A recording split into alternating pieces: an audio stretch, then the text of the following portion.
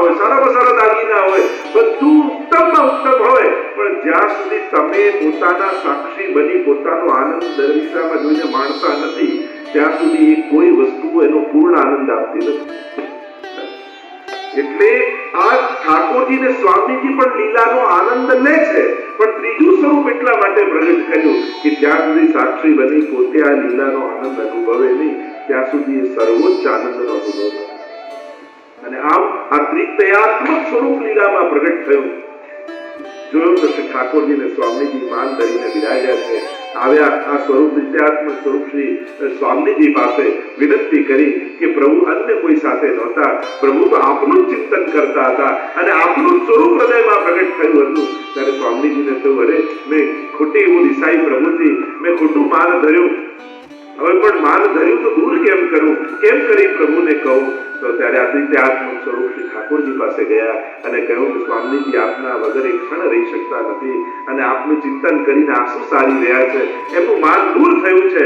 અને સ્વામીજીનો શ્રી હસ્ત પકડી અને ઠાકોરજીની પાસે લાવીને બિરાજમાન.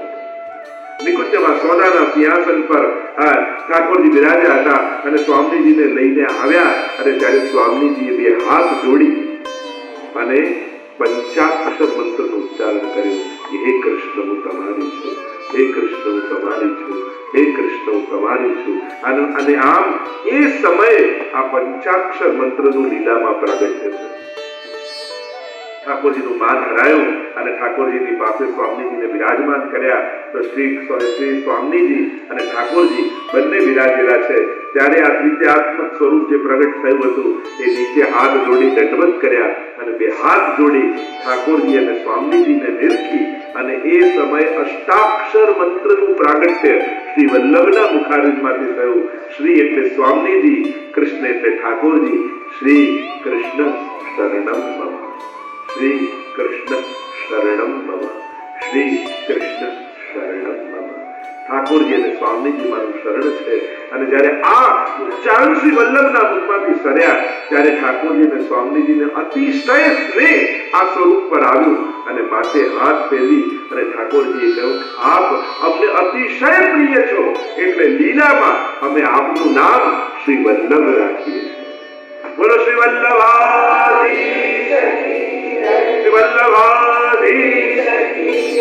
અને આમ આ પ્રગટેલા ત્રિતયાત્મક સ્વરૂપનું નામાભિકરણ ઠાકોરજી અને સ્વામીજીએ લીલામાં કર્યું અને બંનેને અતિશય પ્રિય હોવાને કારણે આપનું નામ રાખ્યું શ્રી વલ્લભ.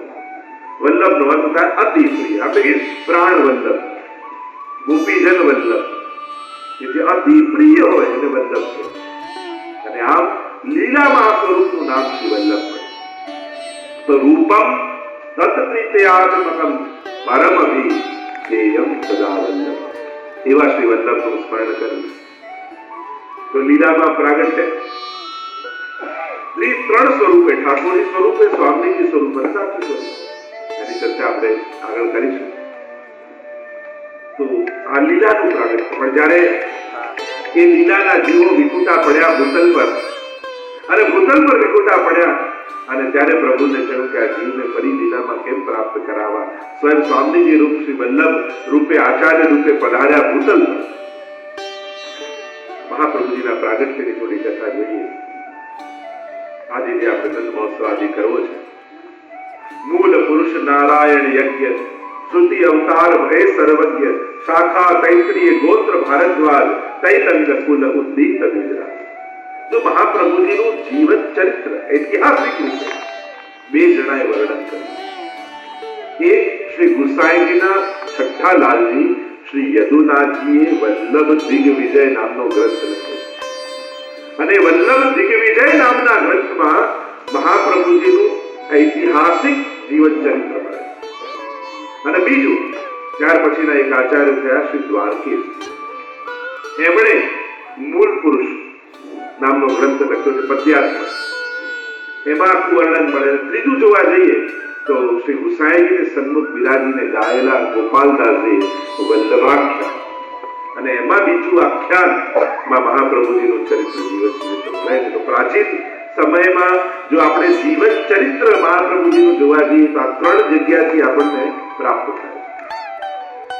તો આ મૂળ પુરુષમાં વર્ણન કર્યું છે. મૂળ પુરુષ નારાયણ યજ્ઞ નારાયણ ભટ્ટ નામના એક દિવ્ય બ્રાહ્મણ આંધ્રના કાકરવાડ ગામમાં રહે છે. એ મૂળ પુરુષ મહાપ્રભુજીના 7મા પૂર્વજ. સોમયજ્ઞ કરે, પરમ પવિત્ર બ્રાહ્મણ છે. અનેક વાર સોમયજ્ઞ કરી રહ્યા હતા અને આહુતિ પ્રભુને સમર્પિત યજ્ઞ કુંડમાં કરી અને એ જ સમયે યજ્ઞ કુંડમાંથી મદન મોહનલાલજી સાક્ષાત ઠાકોરજી પ્રગટ થયા.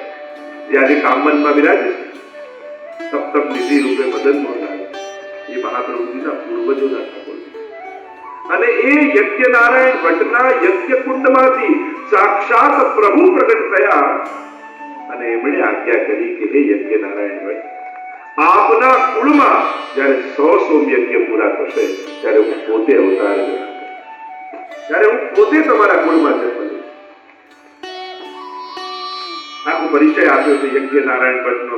મૂળ પુરુષ નારાયણ યજ્ઞ શ્રુતિ અવતાર, સાક્ષાત વેદના અવતાર થાય. વેદનો સાક્ષાત મૂર્તિમંત અવતાર આ યજ્ઞ નારાયણ ભટ્ટ. શાખા તૈત્રીય ગોત્ર ભારદ્વાજ. આખો જે બ્રાહ્મણનો પરિચય આપતા હોય તો આખું એનું ગોત્ર કુળ બધું આપવામાં આવે તો કેવા છે? ભારદ્વાજ કુળમાં પ્રગટે. તૈત્રીય શાખા, વેદની શાખા છે મધ્યાદેવી ને તૈત્રીય શાખા. એવી કથા ઉપનિષદોમાં આવે છે કે યાજ્ઞવલ્ક અને વૈશંપાયન ગુરુ શિષ્ય હતા અને કઈ શિષ્યથી અપરાધ થયો. ગુરુએ કહ્યું મેં તને જે મંત્રો ભણાવ્યા છે બધા મને પાછા. અને ત્યારે એ શિષ્યએ મંત્રોનું વમન કર્યું, ઉલટી કરી. હવે અનેક હજારો શિષ્યો હતા અને આ દુર્લભ વેદ મંત્રો બધા બહાર નીકળ્યા, પણ બ્રાહ્મણ દેહમાં હતા એટલે વમન કરીને લેવાય. શું કરવું? ત્યારે કહેવાય છે કે બધા શિષ્યો તીતર બની ગયા. તીતર નામનું પક્ષી હોય અને તીતર બન્યા અને તીતર બની વેદ મંત્રોને ચૂકી લીધા. અને એટલા માટે તીતર બનીને જે વેદ મંત્રો ગ્રહણ કર્યા તો વેદની એ શાખા બની તૈત્રીય શાખા. એ શાખામાં મહાપ્રભુજીનું પ્રાગટ્ય છે. તો તૈત્રીય શાખા ભારદ્વાજ ગોત્ર ભારદ્વાજ તૈલંક કુલ ઉદ્દીત દ્વિજરાજ. અને તૈલંક કુલમાં ઉદ્દીત દ્વિજરાજ બ્રાહ્મણોના રાજા શ્રેષ્ઠી રૂપે આ યજ્ઞ નારાયણ ભટ્ટ પ્રગટ થયા.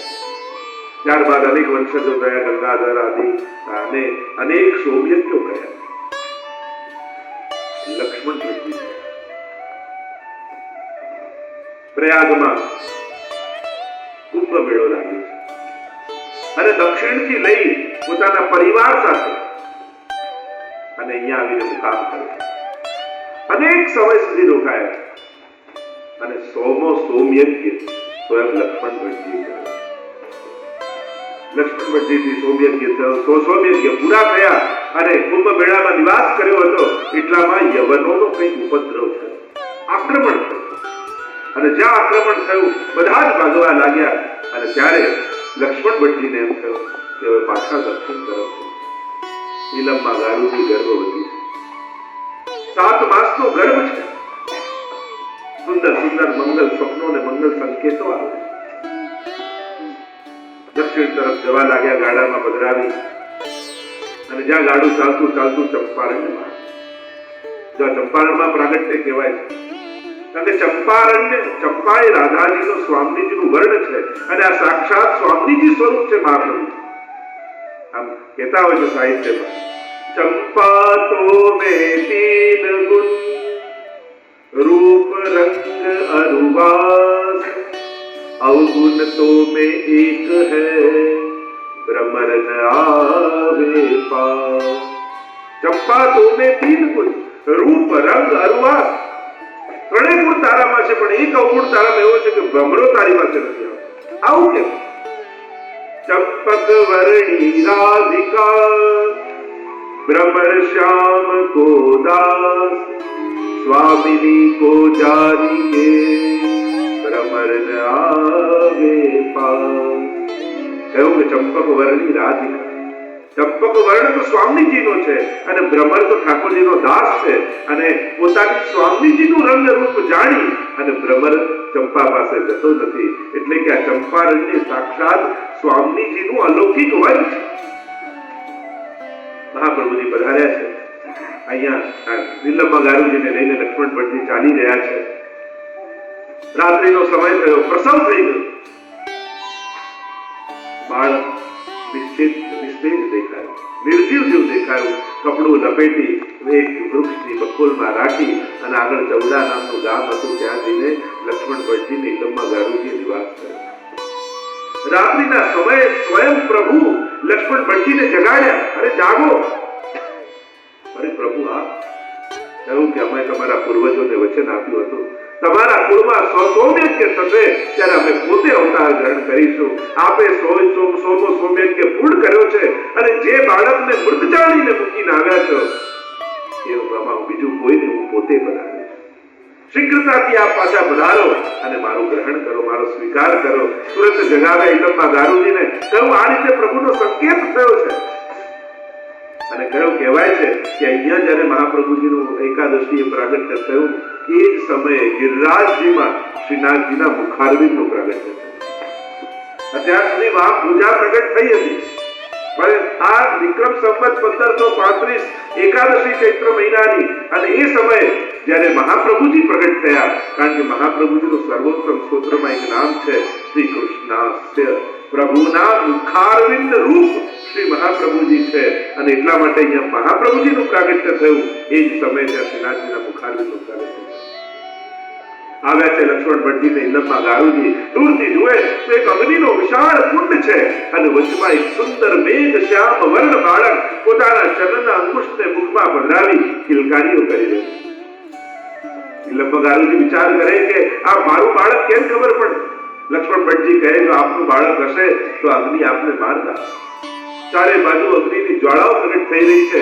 માનો પ્રભુ સંકેત કરે છે કે આ બીજું કોઈ નહીં, આ એ જ બાળક છે કે જેને યજ્ઞકુંડમાંથી પ્રગટ થઈને જે પ્રભુએ વચન આપ્યું હતું એ જ બાળક, એ જ પ્રભુ પોતે પધાર્યા છે. એટલે ચારે બાજુ અગ્નિ છે. જાણે સંકેત કરે છે કે આ સાક્ષાત અગ્નિ સ્વરૂપ મહાપ્રભુજી છે.